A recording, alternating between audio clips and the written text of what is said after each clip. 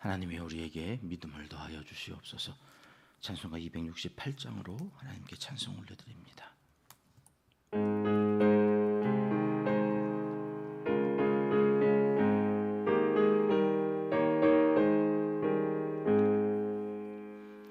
죄에서 자유를 얻게 함은 보혈의 능력, 주의 보혈. 시험을 이기고 승리하니 참 놀라운 능력이로다. 주의 보혈 능력이 있도다. 주의 피 믿어. 주의 보혈 그 어린 양의 매우 귀중한 피로다. 육체의 정욕을 이길 힘은 보혈의 능력, 주의 보혈. 정결한 마음을 얻게 하니 참 놀라운 능력이로다. 주의 보혈 능력이 있도다. 주의 피 믿어. 주의 보혈 그 어린 양의 매우 귀중한 피로다. 눈보다도 희게 맑히는 것 보혈의 능력, 주의 보혈. 부정한 모든 것 맑히시니 참 놀라운 능력이로다. 주의 보혈 능력이 있도다. 주의 피 믿어. 주의 보혈 그 어린 양의 매우 귀중한 피로다. 구주의 복음을 전할 제목 보혈의 능력, 주의 보혈. 날마다 나에게 찬송 주니 참 놀라운 능력이로다. 주의 보혈 능력이 있도다. 주의 피 믿어. 주의 보혈 그 어린 양의 매우 귀중한 피로다. 아멘. 새벽 주시는 하나님 말씀은 잠언 9장입니다. 9절 10절 말씀 함께 읽겠습니다. 지혜 있는 자에게 교훈을 더하라. 그가 더욱 지혜로워질 것이요 의로운 사람을 가르치라. 그의 학식이 더하리라. 여호와를 경외하는 것이 지혜의 근본이요 거룩하신 자를 아는 것이 명철이니라. 아멘. 광고 말씀부터 먼저 드리겠습니다. 한 주간 동안 4층 기도실 운영을 하지 못하는 것을 양해해 주시기 바랍니다. 기도를 6층에서 하시는데 자기 귀에 들릴 정도로 이렇게 읊조리듯이 기도하시는 훈련도 한 주간 동안 하신다 이렇게 생각하시고 6층에서 기도해 주시면 감사하겠습니다. 성경에서 특히 잠언에서 말씀하시는 지혜는 그냥 단순히 이 세상을 살아가는데 그저 다른 사람보다도 조금 머리가 좋거나 또는 처세술에 능해서 남들이 부러워하고 또 성공 가도를 달리게 해주는 그런 차원의 지혜가 아니라는 것을 우리가 계속 지난 8장까지 해서 살펴보았습니다. 지혜는 생명나무다. 지혜는 진주보다 더 나은 것이다. 이러면서 이 지혜는 다른 어떤 것과도 바꿀 수 없는, 양보할 수 없는 이것만큼은 다른 것을 다 포기하고서라도 이 지혜, 예수님이라고 그랬죠. 이 예수님 지혜를 우리가 소유해야 한다. 영접해야 된다. 그런 말이죠. 그래서 지혜를 얻고 지혜로부터 이 사랑을 받으면서 이 지혜를 만날 수 있는 방법이 무슨 방법이 있을까 지난 8장에서 우리에게 소개해 주셨는데요. 17절 말씀이었습니다. 한 번 더 읽어보죠. 시작. 나를 사랑하는 자들이 나의 사랑을 입으며 나를 간절히 찾는 자가 나를 만날 것이니라. 예수님을 사랑하면 예수님이 우리에게 사랑을 입혀주신다. 우리가 마음의 문을 열고 그분을 영접하며, 그래서 우리가 생을 마감하기 전까지 하여튼 어떻게 해서든지 영접 기도를 드리고, 그리고 죽음이라고 하는 문을 통과하는 것, 이게 얼마나 중요한 일인지 할 수만 있으면, 그래서 믿지 않는 자들을 위하여 우리가 매일 기도해야 하는 거죠. 그 마음의 문을 열어야 예수님께서 들어가니까. 간절히 찾는다는 말은 새벽에, 그래서 새벽 기도가 참 귀하다. 이 자리에 나오시는 여러분들이 얼마나 복 있는 사람인지. 하나님은 아침을 좋아하세요. 새벽을 좋아하세요. 그래서 예수님도 습관적으로 새벽을 깨우며 기도하셨다. 기도하지 않으셔도 되는 그분이 새벽마다 기도하신 거예요. 사명을 위해서, 이 온 구원받아야 될 그 하나님의 사람들을 위해서. 오늘 또 그 새벽에 하나님을 찾는 자를 만나 주시겠다고 하시는 약속이 오늘 우리에게도 응하여지기를 주님의 이름으로 축복합니다. 새벽 기도를 나오다 보면 이 교회 상가 앞에 자판기가 있어가지고요, 그 새벽에 와가지고 자판기 커피를 뽑아서 담배를 태우시는 분이 계세요. 그 옆을 이래 지나다 보면 담배가 훅 들어오는데 기도가 절로 돼요. 기도가.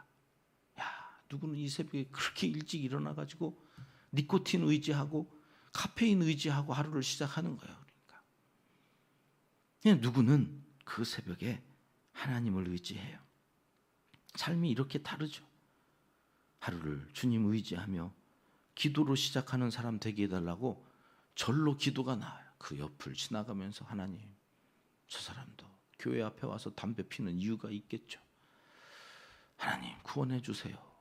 기도가 절로 되어지고 들어오는데, 우리가 하루를 어떻게 시작하는가, 사람마다 이렇게 다 다른데, 여러분 오늘 또 새벽에 하나님을 의지하고 지혜를 구하는 자를 하나님이 사랑하시고 만나주시겠다. 그리고 이제 9장으로 오면 그렇게 사랑을 입고 예수님을 만난 사람에게 지혜이신 예수님이 해주신다는 약속의 말씀이 나와요. 뭘 해주신다 그러나 1절 말씀 다시 한번 봐요. 같이 읽습니다. 지혜가 그의 집을 짓고 7 기둥을 다듬고. 지혜는 여성 명사라고 그랬어요? 남성 명사라고 그랬어요? 여성 명사라고 그랬어요. 여성이라서 앞에 어제 오후에 우리가 살펴봤듯이 5장, 6장, 7장 다 뭐에 대한 말씀이세요? 지혜의 대척점에 있는 음녀에 대한 이야기였잖아요. 음녀를 따라갈래? 지혜를 따라갈래? 여러분 지혜만 내 거리에서 높은 곳에서 우리를 부르는 게 아니라고 그랬어요. 어제 오후에 누구도 우리를 불러요? 음녀도 우리를 불러요. 사람들은 지혜의 소리를 듣고 지혜를 따라가든지, 음녀의 소리를 듣고 음녀를 따라가든지, 음녀를 따라가면 어떻게 될 거고 지혜를 따라가면 어떻게 될 거고, 이제 그 말씀들을 잠언에서 하는 건데, 여러분 오늘 9장에 그 지혜를 따라가면 지혜는 뭐 한다고요? 집을 지어준대. 집을 지어줘. 오늘 이 말씀을 하는데 요한복음 14장 말씀이 생각이 났어요. 1절부터 3절까지 우리 한번 읽어볼까요? 예수님께서 마지막 십자가 앞에서 이렇게 말씀하셨습니다. 같이 읽지요. 너희는 마음에 근심하지 말라. 하나님을 믿으니 또 나를 믿으라. 내 아버지 집에 거할 곳이 많도다. 그렇지 않으면 너희에게 일렀으리라. 내가 너희를 위하여 거처를 예비하러 가노니, 가서 너희를 위하여 거처를 예비하면 내가 다시 와서 너희를 내게로 영접하여 나 있는 곳에 너희도 있게 하리라. 예수님께서 이 땅에 왜 오셔서 죽으셨다 부활하시고 그리고 천국으로 다시 승천하셔서 가셨는가? 우리 집 지으려고 가신 거란 말이에요. 우리가 거할 곳, 그곳을 예비하러 가신다. 그러니 여러분 이 땅에서도 집이 중요하지만 우리의 영적으로도 집이 참 중요하거든요. 근데 그 집은 지혜가 지어주는 거예요. 음녀를 따라가면 집이 없어요. 있는 것까지 다 빼앗기리라. 어제 그렇게 우리 살펴보았죠. 그러니 여러분 결정해야 돼요. 지혜를 따라갈, 지혜는 내거리에서 높은 곳에서 많은 사람들이 있는 곳에서 대놓고 불러요.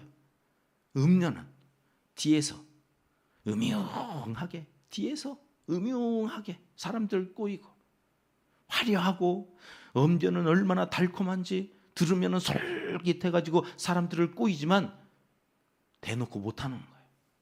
여러분, 신앙생활 하는데도 뒤에서 음흉하게 딴짓거리하는 인간들이 있어요. 교회 안에 들어와서도 그 짓을 하고 있는 거예요. 음녀. 대놓고 하는 것을 아니면 하지 말아야 되는 거거든요. 그래서 성경은 끊임없이 축복하라 그러는 거예요. 축복은 대놓고 해도 돼요. 근데 뒤에서 자꾸 남 이야기하고, 이거 음흉하게 말이죠. 이 음녀가 하는 거거든요.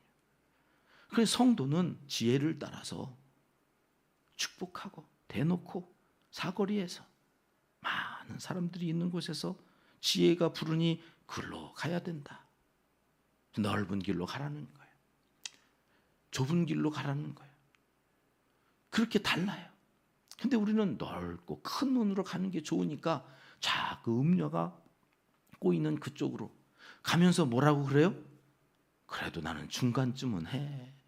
내가 예수님의 제자처럼, 예수님의 제자로 뭔가 큰 일을 하는 건 아니지만 나는 예배도 드리고 봉사도 하고 나는 중간쯤 가. 그러나 성경은 중간은 없다. 중간은 없다. 바알이든지 하나님이든지. 오늘 지혜를 따라가야 하는 이유를 집을 지어준다 하는 표현으로 말씀하시는데, 여기 집을 지어준다고 하면서 몇 개의 기둥을 세운다고요? 7개 기둥, 7개 기둥. 대개 건물에 4개 정도 이렇게 세우면 되는 건데 7개를 세운다는 것은 큰 집을 얘기하는 거예요. 이 큰 집이라는 것은 뭘까요? 어떠한 죄를 지었어도 들어올 수 있는 공간이 있는 거죠. 예수님께는 아무리 큰 죄도 다 맞이할 수 있는 넓은 가슴이 있으시다는 거예요. 그 무슨 죄든지 주님 앞에 나와 회개하고 그 주님을 따르겠다, 그분을 영접하고 그 지혜를 따라가면 그 집에서 너는 아니야, 이렇게 너는 들어올 곳이 없네, 이러실 분이 아니시다라고 하는 표현이 7 기둥을 다듬고, 그런 표현이에요. 그렇게 해서 어떻게 하신대요? 2절 말씀으로 가봐요. 같이 읽습니다. 짐승을 잡으며 포도주를 혼합하여 상을 갖추고. 짐승을 잡는다. 여기 잡는다고 하는 히브리어가 참 재미난 표현인데, 짐승을 한번 이렇게 잡잖아요. 그리고 끝나는 게 아니라 이 잡으며라고 하는 것은 잡고 또 잡고 잡고 또 잡고 그런 의미예요. 무슨 얘기일까요? 부위별로 또 이렇게 또 잡아요. 부위별로 잡아서 또 다른 요리를 하기 위해서 또 잡아요. 그러니까 거기에 맛나게, 맛깔나게, 그리고 각 부위별로 고기가 맛이 다르잖아요. 그 모든 것들을 요리하듯이 정성껏 저기 잡는다. 지혜는 여성이라고 그랬잖아요. 아주 맛있는 음식을 해줘. 그래서 포도주를 혼합해요. 이 포도주를 혼합한다는 게 뭔가 했더니 좀 더 맛깔나게 포도주에 향료도 넣고 부드럽게 하기 위해서 여러 장치를 해가지고 상을 갖춘다. 이 갖춘다고 하는 말도 시편 23편에 다윗이 원수들의 목전에서 상을 베풀어 주신다고 하는 아라크라는 말을 썼는데, 이 아라크라는 말도 한 번 차려주고 끝나는 게 아니라 계속 내온다는, 비싼 그 한정식 집에 가면 음식이 끝도 없이 나오잖아요. 끝도 없이 상을 차려주신다 그러면 또 나오고 또 나오고, 또 잊을만 하면 다시 또 나오고, 계속해서 짐승을 잡고 상을 갖추고 영생한 우리의 일용할 양식을 하나님께서 끝까지 책임져 주신다라고 하는 표현이 여기 짐승을 잡고 상을 갖춘다, 그런 표현이래요. 그만큼 지혜를 따라오는 우리가 귀하다는 말씀이죠. 예수님을 소유하고 영접한 자, 그가 어떤 죄를 지었어도 그 집에 못 들어올 죄인이 없고, 하나님께서 차려주시는 그 밥상은 원수들 앞에서 특별히 차려주시는데 끝도 없이 음식이 나오는, 그래서 줄이는 것을 염려하지 않아도 돼요. 그래서 뭘 먹을까 무엇을 마실까 염려하지 않아도 되도록 하나님께서 복을 내려주신다. 그래서 오늘 요절의 말씀입니다. 6절입니다. 같이 읽을게요. 어리석음을 버리고 생명을 얻으라, 명철의 길을 행하라 하느니라. 자기 성경이 있으시면 버리고 여기에 동그라미 하셔야죠. 그리고 얻으라. 여러분, 우리가 귀한 것을 얻을 때에는 반드시, 이게 공식이에요. 먼저 해야 될 일이 뭐예요? 버리는 거예요. 버리지 않고 얻을 수는 없어요. 내 안에 들어와 있는 모든 죄성들 때문에 예수 그리스도를 영접하는데 이게 도무지 가능하지가 않으니까 먼저 버려야 되는, 이게 회개죠.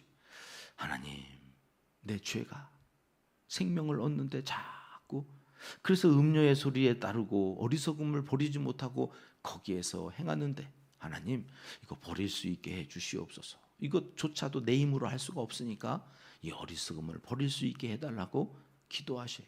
그래서 어제까지는 가치 있다고 생각했던 것이 배설물로 여겨지는 삶, 이게 바울이 보여주는 모델 아닙니까? 어제까지는 하나님을 위하여 일한다고 했던 그가 이게 아니라는 것을 다메섹 도상에서 깨달아요. 그리고 다 버려요. 그리고 오직 예수 그리스도 그 한 분 이외에는 다 쓰레기처럼 생각하고 살았던 거죠. 그러니까 사명을 감당할 수 있었던 거예요. 여러분, 오늘도 이 새벽에 우리는 잠을 버리고 여기 지혜의 자리, 복 있는 자리에 온 거죠. 피곤하고 지친 사람들, 하나님께서 쉼을 어디에서 얻게 하시는가, 그것을 알고 살아가는 사람들, 하나님은 그들에게 집을 지어주시고 7 기둥을 세우셔서 그 넓은 곳에서 하나님께서 주시는 음식을 먹고 살게 하신다 하는 약속의 말씀을 오늘 너희가 버리고 얻으라. 그리고 그 다음에 나오는 행하라, 거기에도 동그라미 해 주세요. 6절 말씀에 보면 행하라, 명철의 길을 행하라 그랬단 말이죠. 네, 안 나오네요. 6절 말씀에 행하라 하는 그 행하라가, 여러분, 버릴 걸 버리고 얻은 자가 할 수 있는 거예요. 버리지 않고 얻지 않았는데 명철의 길을 행할 수는 없는 거죠.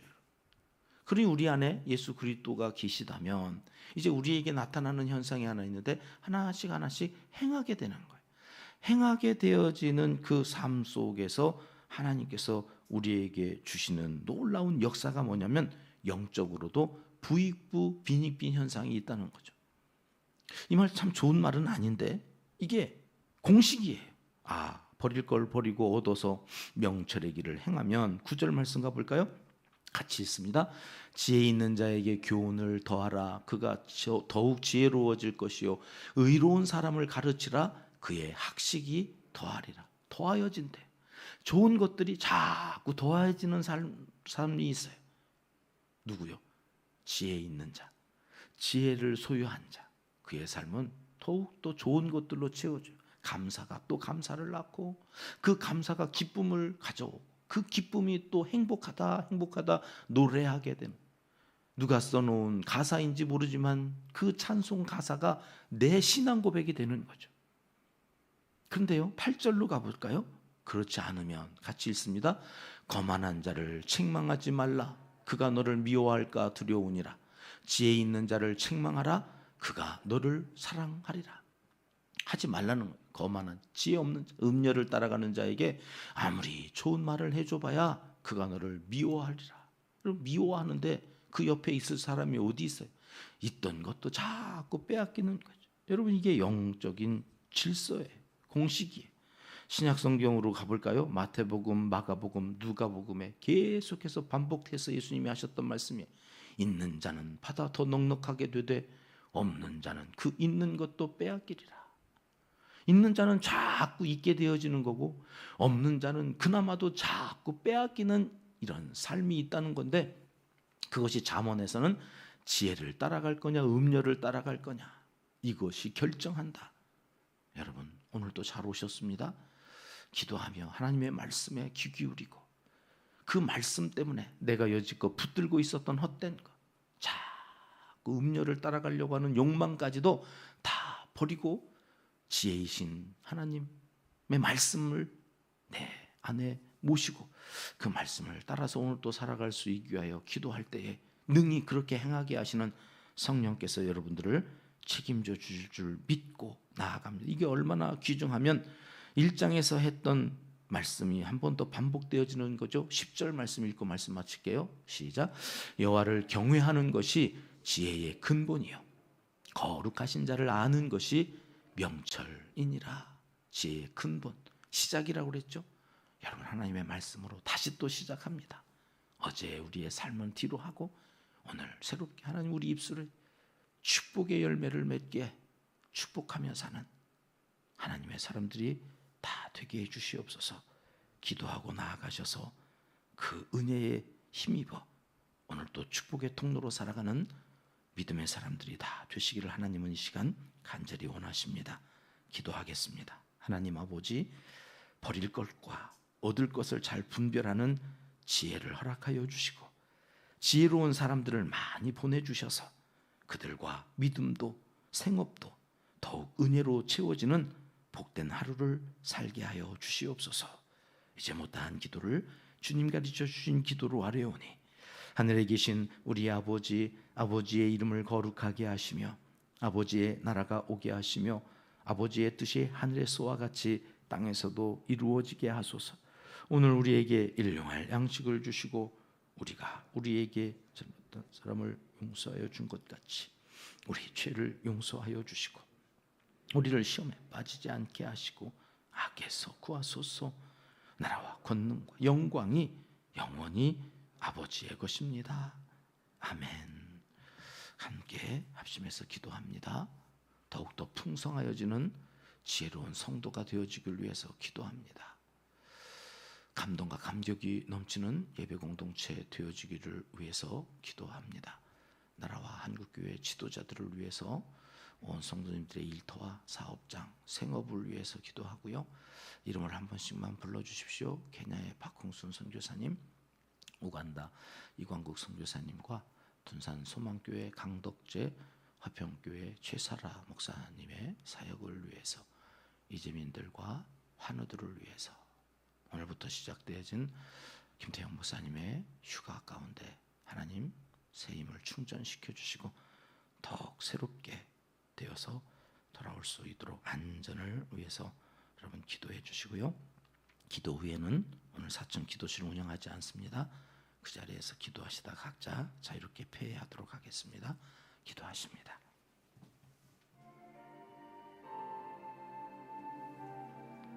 참 좋으신 우리 아버지 하나님, 오늘도 아버지 하나님 우리에게 지혜의 말씀